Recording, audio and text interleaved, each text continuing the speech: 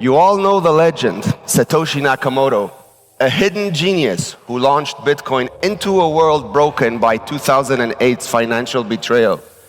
A trustless and unconfiscatable middle finger to all governments and banks that have choked us for centuries. It was 2019. I was standing in a bank line in Lebanon. The banking system had imploded. Corrupt and reckless to its core, an entire house of cards that finally fell. I had worked for years, long hours, disciplined savings, sacrifices to build a future for myself and my family. The banks froze the accounts and the government shrugged as millions of people, teachers, parents, farmers, doctors, watched their entire savings disappear. Years of sweat and hope wiped out, just like that. I stood there with hundreds of others, a sea of desperate faces. Old men with trembling fingers, mothers clutching onto their kids, and young folks that had just started to build for their futures. We begged for our own money, money that we had earned, money that was ours. And they just looked at us through that bulletproof glass and said, sorry, there is nothing we can do. So one day, I had a secure future. The very next, absolutely nothing. Homeless. That moment broke something very deep, but it also woke something up. I could give up, let despair swallow me, and become another casualty of their greed. Or I could rise up, fight back, and find a way to reclaim what was stolen, not just from me, but from millions like me. And I chose to rise.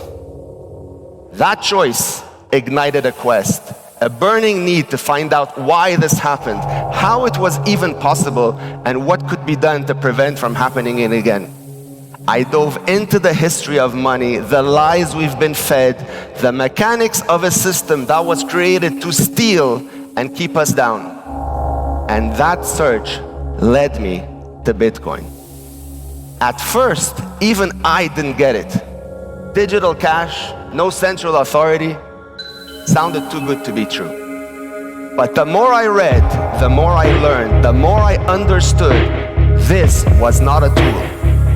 This was a revolution. The only revolution that truly matters.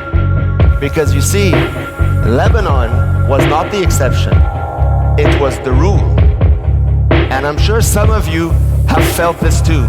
Maybe not in a bank line, but perhaps with a bill you struggle to pay, or a system that let you down at some point. That is why we're here. You see, the problem isn't one corrupt government or one reckless bank. It's the entire system.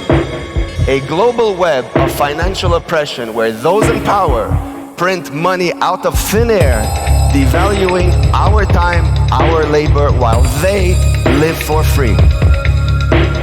Think about it. The banks gamble with your money every single day. When they win, they keep the profits, the bonuses, the yachts, the private jets. But when they lose, who pays?